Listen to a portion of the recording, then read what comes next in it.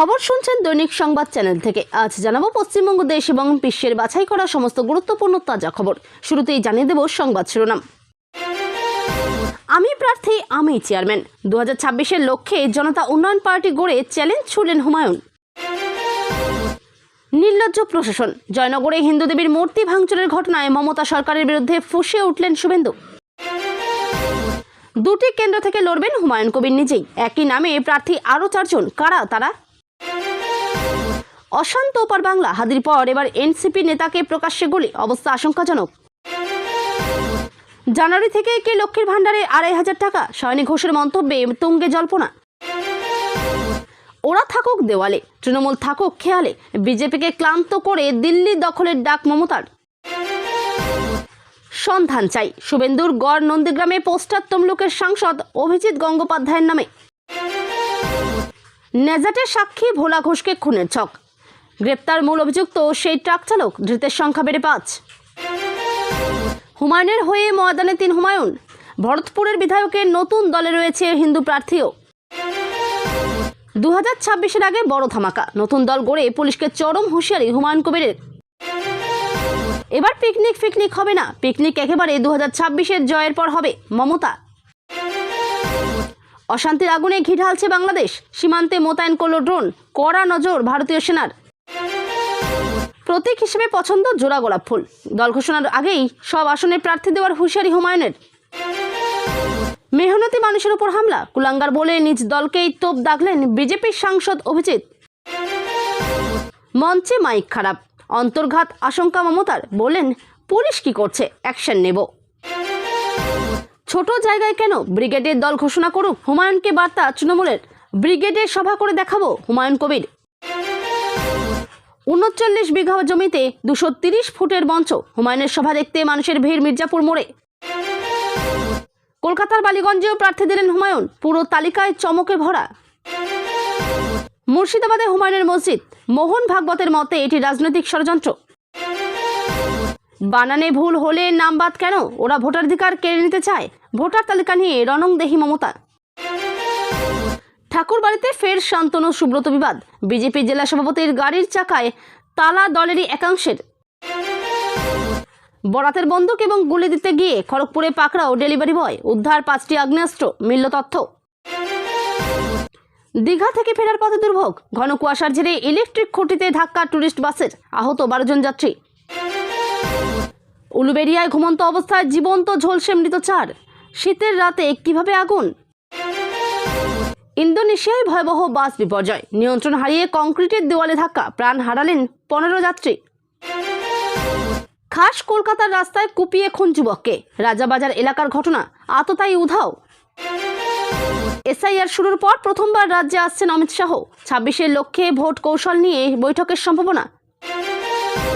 মুর্শিদাবাদে তৃণমূল শূন্য হবে, বিজেপির আসন বাড়বে। ইঙ্গিতবহ বার্তা হুমায়ুনের। এতক্ষণ শুনছিলেন সংবাদ শিরোনাম। এবার আসছি বিস্তারিত খবরে। তার আগে ছোট্ট একটা অনুরোধ, চ্যানেলে নতুন হয়ে থাকলে চ্যানেলটি সাবস্ক্রাইব করবেন। তৃণমূল কংগ্রেস থেকে সাসপেন্ড হওয়ার পর আর সময় নষ্ট করলেন না ভরতপুরের বিধায়ক হুমায়ুন কবির। সোমবার মুর্শিদাবাদের বেলডাঙ্গা থেকে ঘটা করে নিজের নতুন রাজনৈতিক দলের নাম ঘোষণা করলেন তিনি। তার দলের নাম রাখা হয়েছে জনতা উন্নয়ন পার্টি। শুধু দল গঠনই নয়, 2026 সালের বিধানসভা নির্বাচনকে পাখির চোখ করে একগুচ্ছ আসনে প্রার্থীদের নামও চূড়ান্ত করে ফেলেছেন এই বিতর্কিত নেতা। হুমায়ুন কবির জানিয়েছেন তিনি নিজে বেলডাঙ্গা এবং তার বর্তমান কেন্দ্র ভরতপুর থেকে প্রতিদ্বন্দ্বিতা করবেন। এদিনের সভা থেকে তিনি একযোগে হরিরামপুর, বৈষ্ণবনগর, মুর্শিদাবাদ এবং কলকাতার বালিগঞ্জ কেন্দ্রের প্রার্থীদের নামও ঘোষণা করেন। দলের প্রতীক হিসেবে তিনি টেবিল এবং জোড়া গোলাপ চিহ্নের জন্য আবেদন জানিয়েছেন। বিশেষ চমক হিসেবে রানীনগর কেন্দ্রে 2016-র প্রাক্তন তৃণমূল প্রার্থী হুমায়ুন কবিরকেই তিনি টিকিট দিয়েছেন। তবে হুমায়ুনের এই নতুন রাজনৈতিক সমীকরণকে পাত্তা দিতে নারাজ শাসক দল। তৃণমূলের রাজ্য সহসভাপতি জয়প্রকাশ মজুমদার পাল্টা কটাক্ষ করে বলেন, এসব নতুন কিছু নয়, আগেও এমন অনেক দল হয়েছে। এগুলো আসলে সাম্প্রদায়িক উস্কানি ছড়ানোর চেষ্টা।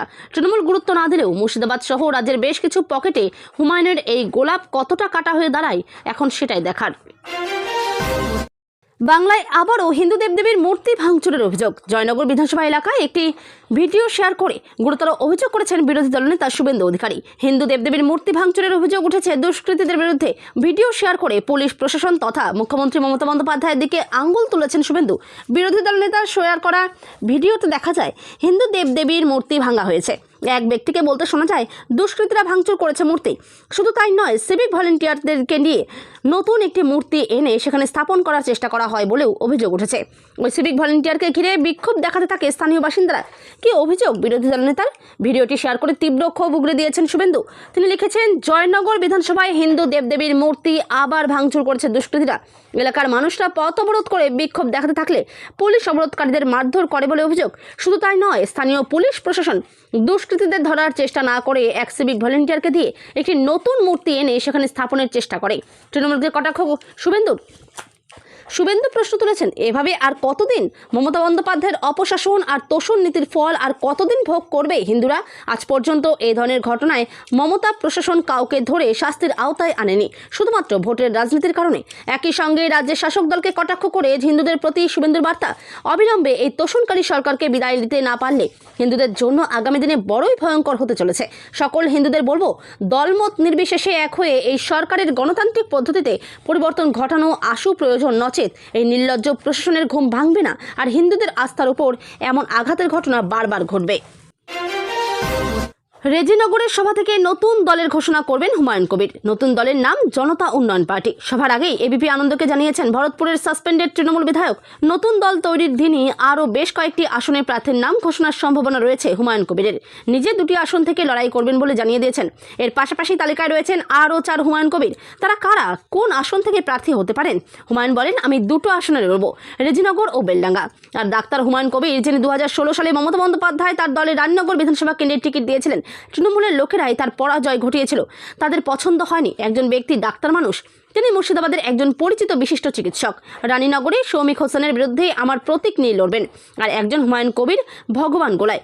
বর্তমান উপনির্বাচনে যে বিধায়ক রিয়াত হোসেন 9,000 বা 10,000 ভোটে জিতেছেন, তার বিরুদ্ধে আমার একজন প্রার্থী ভগবান গোলায়, বিশিষ্ট ব্যবসায়ী, তার নামও আজ হবে। তার মানে আজ মুর্শিদাবাদের 4 হুমায়ুন কবির, রানীনগর, ভগবানটোলা, রেজিনগর ও বেলডাঙ্গা। এক হুমায়ুন কবির 2টিতে প্রতিদ্বন্দ্বিতা করবেন। তিনি আরও বলেন, আর একজন হাজি মানুষ, যাকে আমি বাংলার যে কটা জেলা আছে তার মধ্যে পশ্চিম মেদিনীপুর জেলার সভাপতি হিসেবে ঘোষণা করব।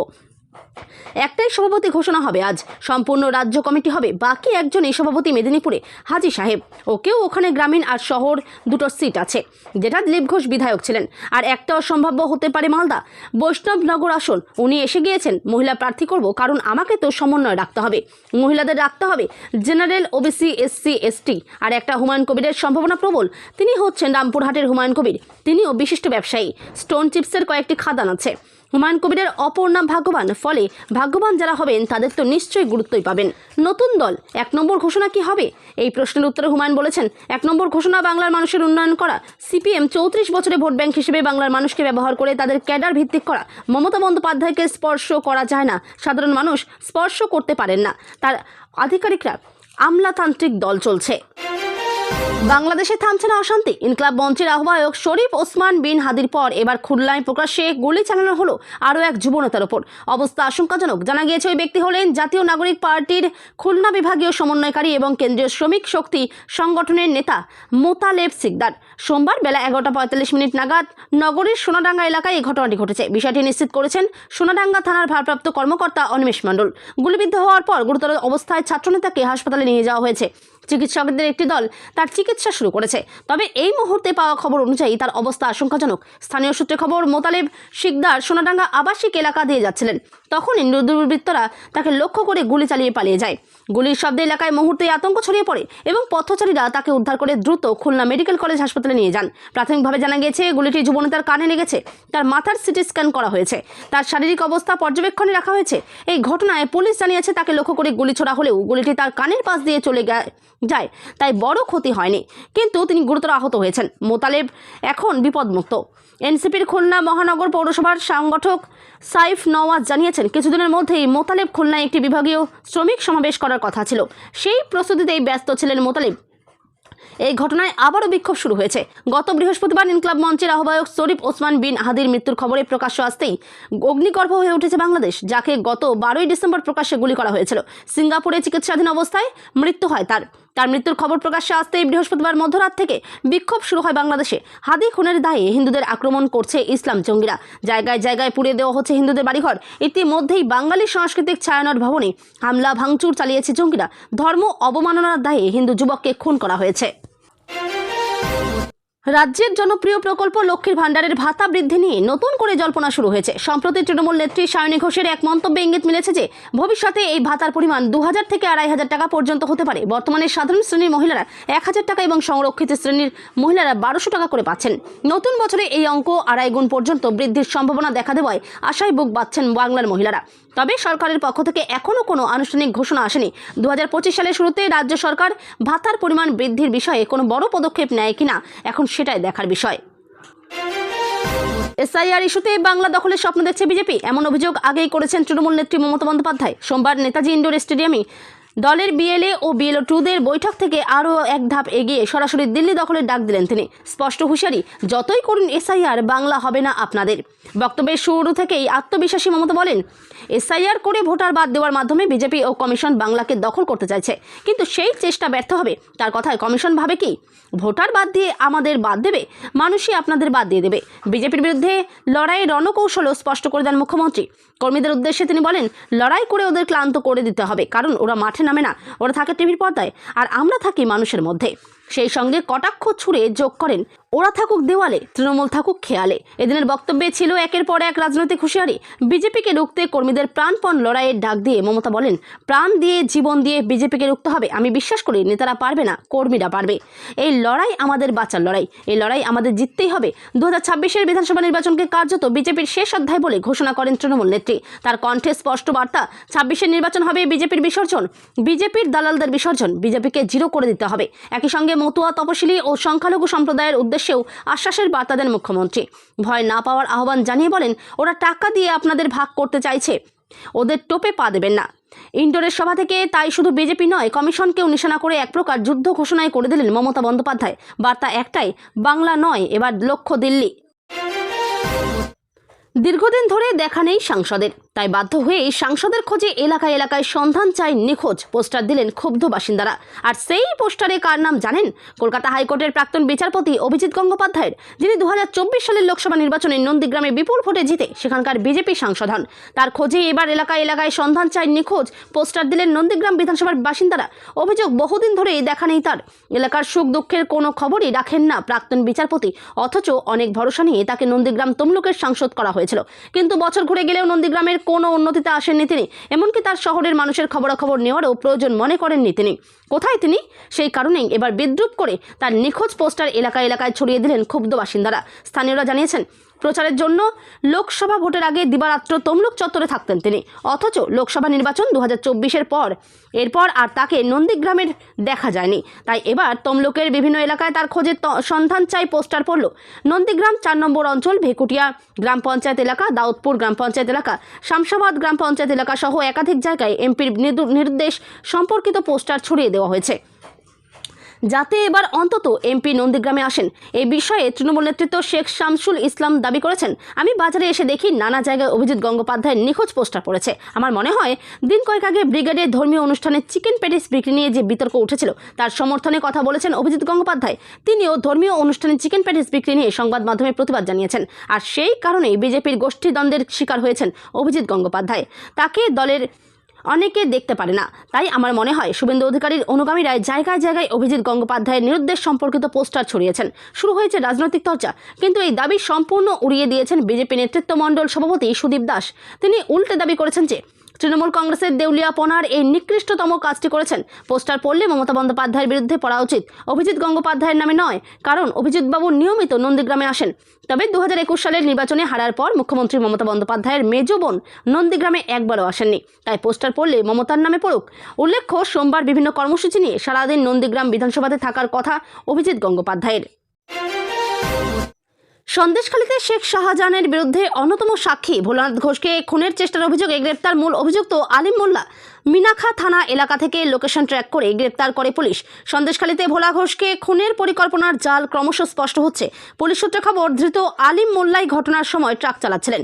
লক্ষাধিক টাকার সুপারি নিয়ে ভোলা ঘোষকে বাসন্তী হাইওয়ে রোডের ওপর ট্রাক দিয়ে পিষে খুন করার চেষ্টা করেছিলেন আলিম, কিন্তু তিনি বেঁচে গেলেও দুর্ঘটনায় প্রাণ হারায় ভোলার ছোট ছেলে এবং তাদের গাড়ির চালক। এই ঘটনায় এখনও পর্যন্ত ধৃতের সংখ্যা 5। পুলিশের দাবি, জেলবন্দি শেখ শাহজাহানের সবুজ সংকেত মিলতেই সক্রিয় হয়ে ওঠে তার সাগরেদরা। পরিকল্পনা করা যায় বসিরহাট আদালতে যাওয়ার পথেই খতম করা হবে সন্দেশখালী মামলার অন্যতম সাক্ষী ভোলানাথ ঘোষকে। সেই অনুযায়ী ঘটনার 3 দিন আগেই গোপনে বৈঠক বসে। এমনকি ঘটনার আগের রাতে সরবেরিয়ার একটি গোপন ডেরায় শেষ মুহূর্তের প্রস্তুতিও হয়েছিল। তদন্তে উঠে এসেছে লাউখালীর দিক থেকে একটি ট্রাক দুরন্ত গতিতে ছুটিয়ে ভোলানাথ ঘোষের গাড়িতে সজোরে ধাক্কা মারার ছক কষা হয়েছিল। ওই কোর টিমের ছিল সিপিআই মামলার অভিযুক্ত আলিম মোল্লা, ট্রাকের বর্তমান মালিক নজরুল মোল্লা, গফফর শেখ ও আরও কয়েকজন। বসিরহাট জেলা পুলিশের দাবি, ঘটনার দিন গফফর ফোন করে রাহুলকে জানায় যে ভোলা ঘোষ বাড়ি থেকে বেরিয়ে গেছেন। এরপরেই পরিকল্পনা কার্যকর হয়। ষড়যন্ত্রের সরাসরি জড়িত থাকার অভিযোগে গ্রেপ্তার ইতিমধ্যেই মুসলিম শেখের ছেলে গফফর শেখ এবং শেখ শাহজাহানের ঘনিষ্ঠ সহযোগী রুহুল কুদ্দুস মোল্লাকে। এবার মূল অভিযুক্তকে ধরল পুলিশ।